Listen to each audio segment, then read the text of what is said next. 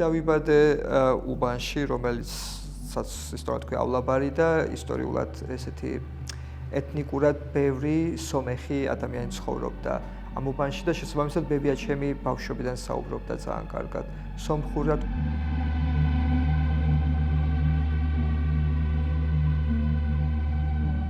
ძალიან კარგად მახსოვს და რამაც ძალიან დიდი გავლენა იქონია ალბათ ჩემზე იყო ის რომ როგორ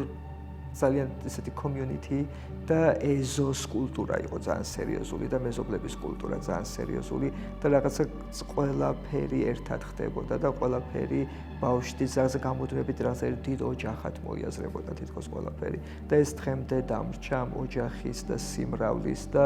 რაღაცა ფართო წრის შეგრძნება ბავშვობიდან.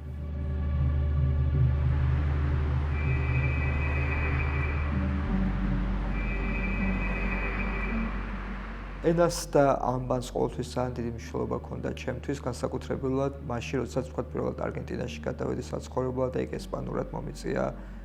თვითრეალიზაცია და საუბარი, შემდეგ ნიუ-იორკში ინგლისურად და რაღაც ქართული, ანუ ის რაღაც თითქოს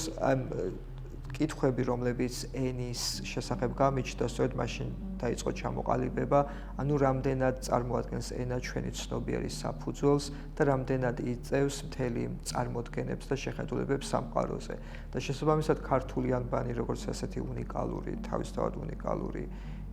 მოვლენა 14 ანბანს შორის კიდევ უფრო საინტერესო გახდა ჩემთვის, რაც უფრო დავინტერესდი კიდევ უფრო ამ რაღაცა ჩვენ ქართული ცნობიერის საფუძვლების ანალიზისას. და თვითონ ის ფაქტი, რომ რაღაც ჩემ პირველი შეხება ანბანთან იყო ეს დასაჭრელი ანბანი, დასაჭრელი სათამაშო ანბანი, რომელიც იყო ერთი ფურცელი, რომ საერთოდ გამოჭრიდი ანბანს და შემდეგ სიტყვებს აწყობდი მითი, ესეც საინტერესოა როგორც თამაშის და ცნობიერის ჩამოყალიბების, როგორც თამაში, როგორც ცნობიერის და knowledge-ის შექმნის ფორმაც, მაშინ გახდა ძალიან საინტერესო.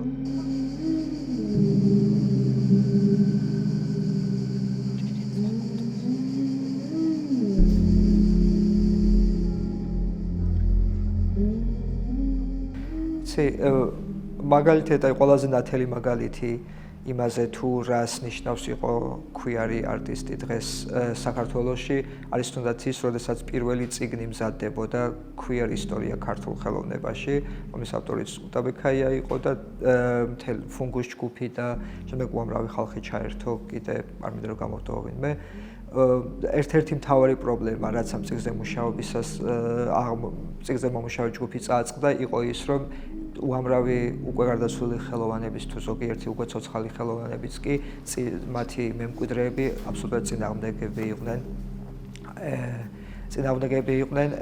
თვითონ გამოსახულების რეპროდუქცირების უფლებაც კი მიეცათ წიგნში, რადგან იყო ძალიან სერიოზული წინააღმდეგობა, რომ ეს მათი ნამუშევრები თუ მათი ხელოვნება ამ კონტექსტში ყოფილიყო დანახული.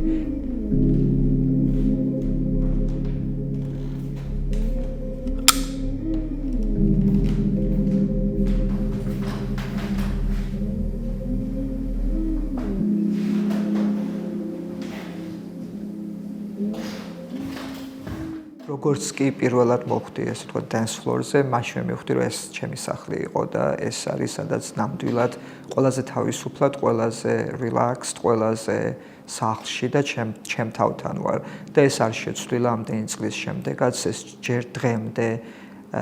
ეს ყველაზე ესეთი grunge, ცოტა ისეთი საშიში, არალეგალური, ცოტა ისეთი ადგილები, ფართები, სადაც იცი რომ რაღაცა იცი რომ ცოტა ისეთ ადგილას ხარ, ასე ვთქვათ, ნორმისგან და ნორმალურობისგან შორს, დღემდე ეს ჩემს ყველაზე საყვარელი ადგილია, სადაც ყველაზე თავისუფლად და ყველაზე ჩემ ხალხს შორის ვარ.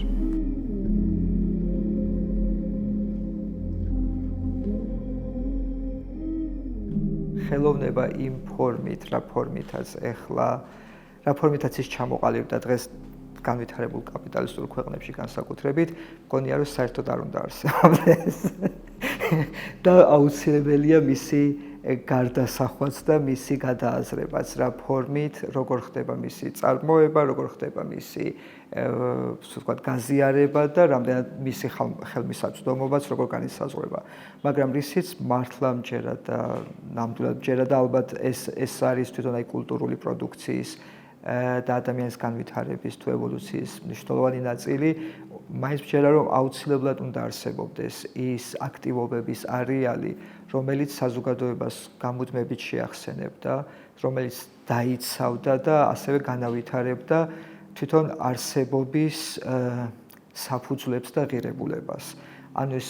რაღაცა მატერიალური გამოხატულება იმ თვითონ სამყაროზე არსებული ცოდნის შესახებ, ამ სამყაროსთან ურთიერთკავშირის შესახებ და ამ სამყაროში არსებობის შესახებ.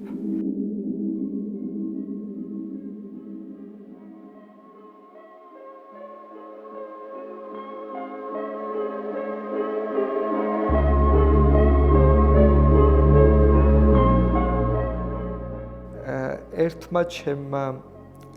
მეგობარმა ნიუ-იორკში სხვათა შორის რაღაცას ვუყვებოდი და მითხრა, რომ ლევანი ასე მგონია, რომ მთელი შენი ცხოვრება არის სასწავლების წყობაო. და